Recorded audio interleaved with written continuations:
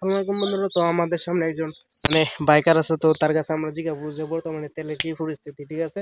তো চলেন। আচ্ছা ভাই, এখন তেল তুলের কি অবস্থা? ভাই কিনুন জানা গাড়ি বেচালাম। গাড়ি বেচলেন কেন?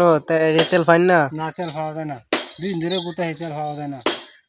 ভিতরে আমি গাড়ি চালাম কি হানি দে গাড়ি বেচালাম দে যে কাস্টমার হইলে। এ ভাই দেখতেছেন আরো অনেকে আছে বলতেছে যে বলে গাড়ি চালাইতো না, ঠিক আছে? তো মানুষ দেখে যেমন হুন্টার বাদ দিয়ে সাইকেল লয়, ঠিক আছে? কি আর করবো? তো এই বারটাকে বুঝি যে এখন আপনি কি এটাকে কি হুন্টার বলেন না, সরি সাইকেল বলো না হুন্টার বলো বলেন তো? সাইকেলই বালা। ঠিক আছে, তেলেরও ভোগান্তিতে পড়া লাগে না, আর এই যে কেন্দ্র বাজারে গিয়ে সিরিয়াল ধরো লাগে, কি ঠিক কিনা? কালকে সারাদিন গেছে তেল পাইছি না, আইসি ঘুরিয়ে কি করা। তো তার দুঃখের ঘটনা অবশ্যই শুনছেন, আর কি আর করার। তো এই বাইক অবশ্যই বিক্রি করে দিতে হচ্ছে, ঠিক আছে?